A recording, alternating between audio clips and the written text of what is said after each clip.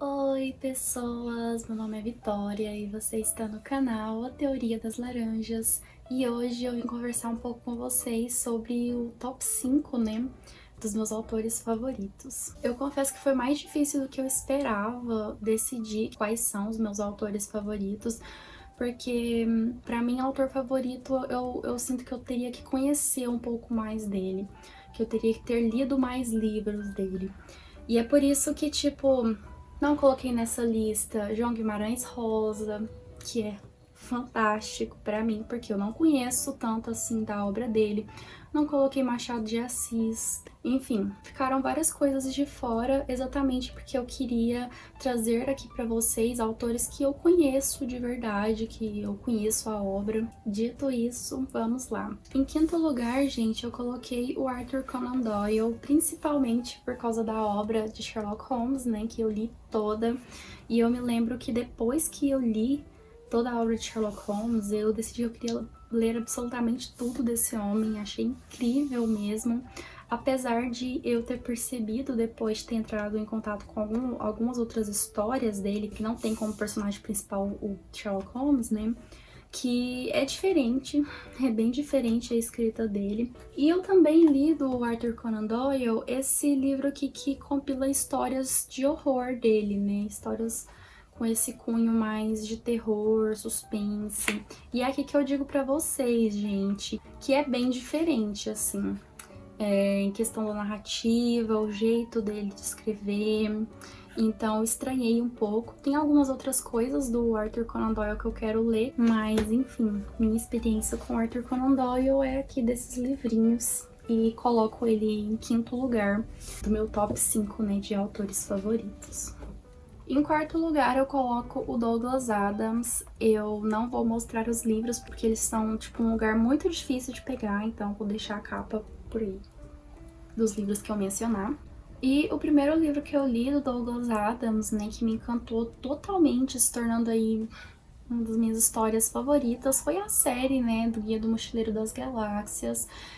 E eu não sei exatamente quando começou a minha paixão por Douglas Adams. Eu não sei se foi o fato de O Guia do Mochileiro das Galáxias ter me encantado tanto, com aquela ironia, aquela ficção científica muito doida. Eu acho que foi talvez o primeiro livro, assim, primeira história de ficção científica que eu li na vida. Ou se foi o fato de eu sempre ter sentido como se a vida de autor do Douglas Adams foi meio que interrompida, né? Ele morreu muito jovem, 49 anos, se não me engano.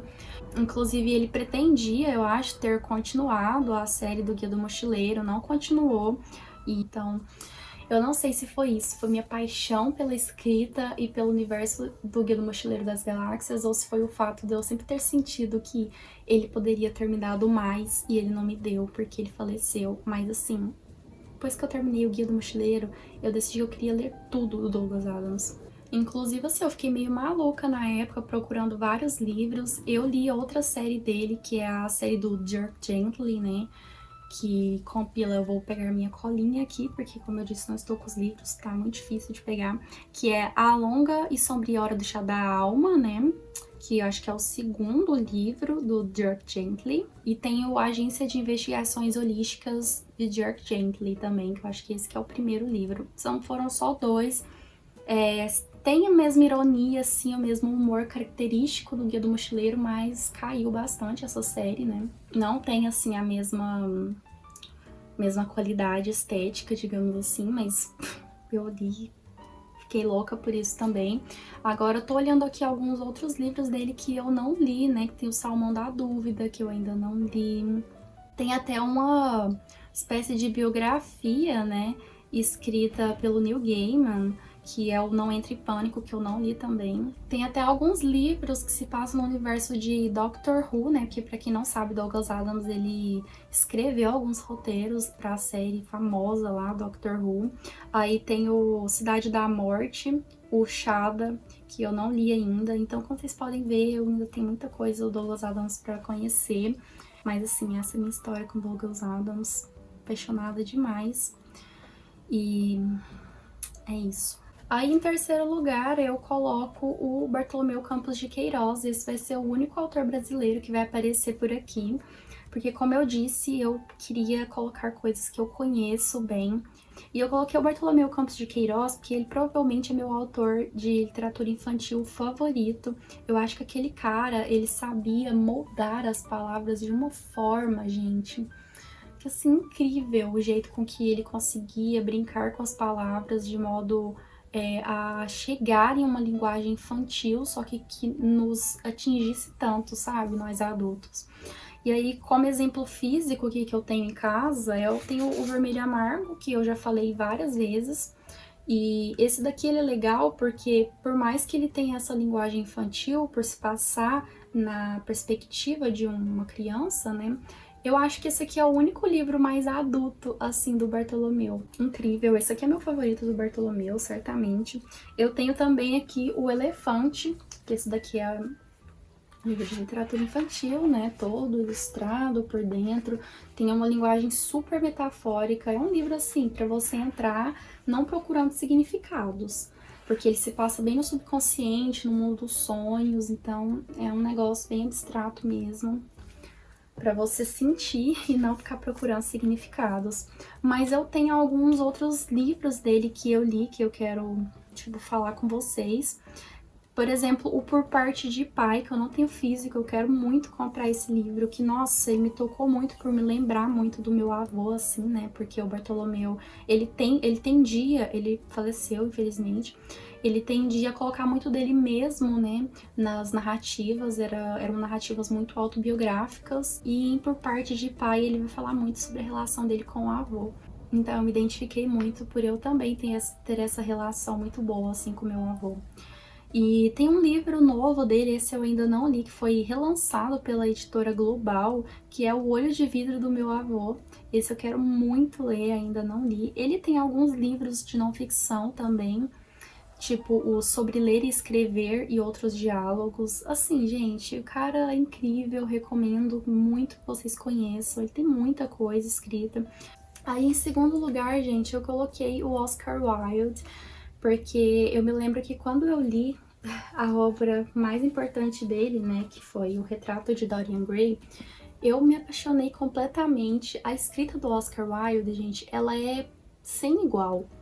Porque além de o cara escrever de uma forma muito poética, assim, ele era desse jeito. Inclusive eu li algumas coisas de não ficção, né, pessoas falando sobre ele e tal. E aparentemente ele escrevia assim, ele escrevia cartas para as pessoas desse jeito. Inclusive eu tenho até um exemplo aqui, que é o de Profundis. Para quem não sabe, o Oscar Wilde, ele foi, tipo, excomungado na época por ser acusado de sodomia, né? Ser acusado de ser homossexual. Inclusive o Retrato de Dorian Gray, ele tem muitas nuances disso, né? Uma ode mesmo à beleza masculina, no caso do Dorian Gray. Mas enfim, belíssimo. É um clássico aí para vocês conhecerem da literatura LGBT, né? Não foi cunhada assim. Tipo, na época não existia esse termo, né? Literatura LGBT, mas é o que ele pode ser considerado. E em De Profundis ele vai escrever uma carta ao Bose, né? Foi o grande amor dele. Inclusive, assim, ele lutou tanto pelo Bose que o pai do Bose que juntou todos os materiais para prender o Oscar Wilde. Oscar Wilde foi preso, né, e condenado por sodomia.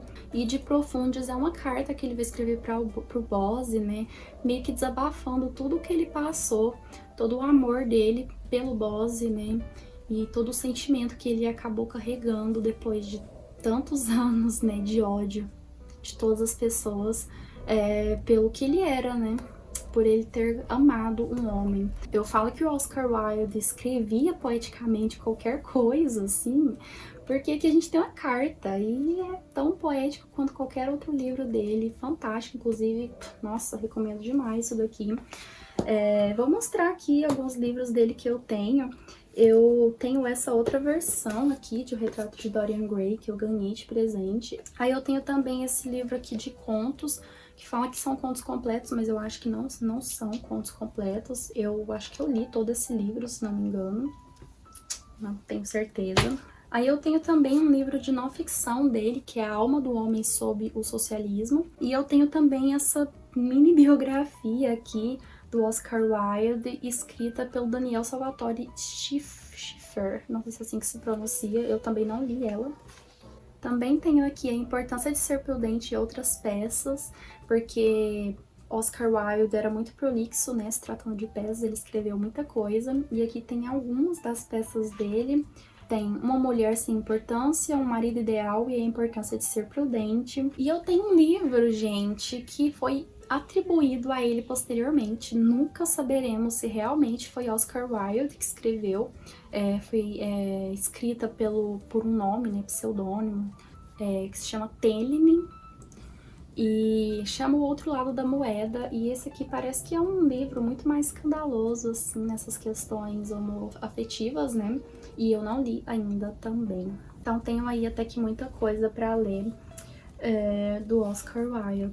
Agora no top 1, gente, não poderia ser diferente. É o autor da minha vida, assim, com todas as problemáticas dele que as pessoas apontam. Acho que não tem nada que me empolgue tanto quanto Stephen King.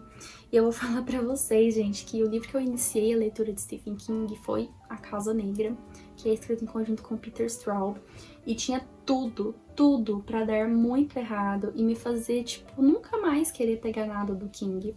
Porque aqui, gente, a gente tem ele escrevendo com um cara que é super prolixo. Vocês acham que Stephen King é prolixo? Vocês não conhecem a escrita do Peter Straub, porque o cara, velho, ele tece umas narrativas que elas só vão fazer sentido no final do livro.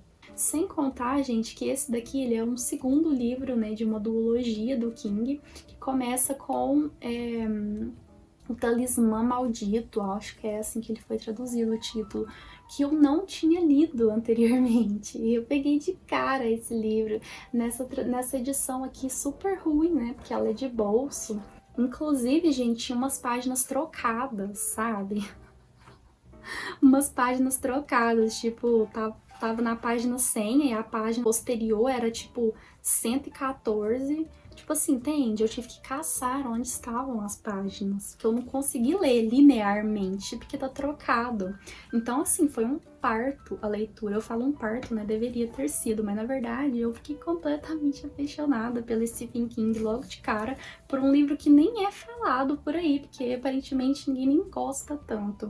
É um romance policial pesadão mesmo, várias cenas de violência muito típicas do King, mas também muito típicas do Peter Straub. A gente vai ter o melhor dos dois, realmente incrível. Foi aí, gente, nesse livro totalmente aleatório, que eu me apaixonei pelo Stephen King. E aí depois eu conheci o amor da minha vida, que foi o It é Coisa, né, gente, nesse calhamaço tremendo aqui. E amei tanto que fiz pesquisa em cima dele, né, na faculdade. Inclusive tem vídeos, tem acho que 2 vídeos aí onde eu falo sobre minha pesquisa na faculdade, dentro aqui de It é Coisa. Mas o que eu quero dizer pra vocês é que eu realmente sou apaixonada pelo King, porque eu me apaixonei por ele pelo meio mais difícil.